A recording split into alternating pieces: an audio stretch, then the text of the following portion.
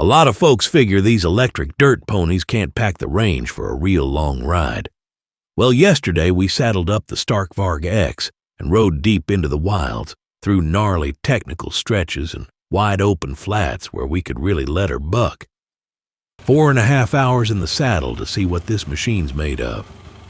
We hit the trail sitting pretty at 97% after a short stretch of highway riding.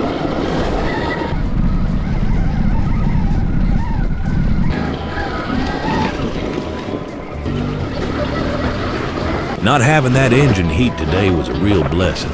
Otherwise, I'd have been sweating like a steer in a branding pen with this kind of riding.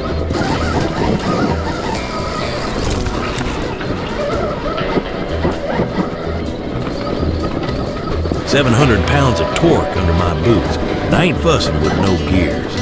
Means I can size up the climb just right, then put the spurs in and blast straight through soon as the trail gives me a clean shot.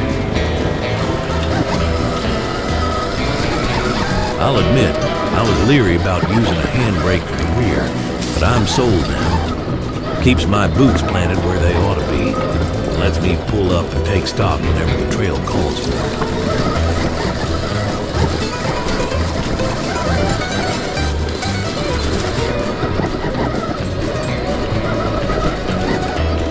That closed cartridge KYB suspension just keeps on giving, hour after hour in the saddle.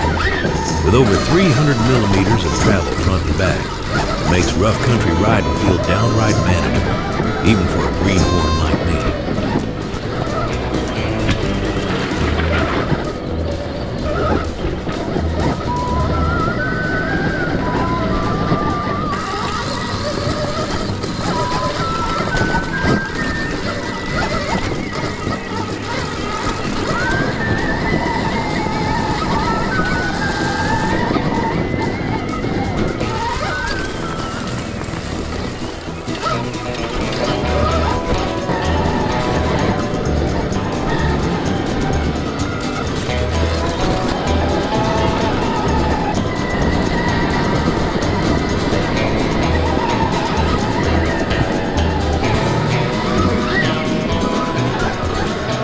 Turns out my buddy's Beta 252 stroke just couldn't stretch as far as my rig on this ride.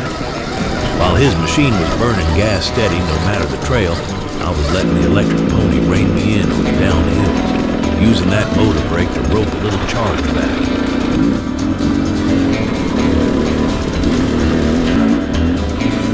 By then, we were plumb tuckered out and fixing to head for home. But wouldn't you know it, the trail back was rougher than a rattlesnake's hide. My buddy allowed he was feeling a heap more worn than the last time he swung a leg over the Stark. What with his gas burner bucking him around, imprecise power, clutch work, and that engine heat wearing him down. With 26 miles of rough riding behind us, my steed still had 40% left in the tank. Truth be told, I could have pushed another 10 miles of this country and still had plenty of juice to make it back to the truck.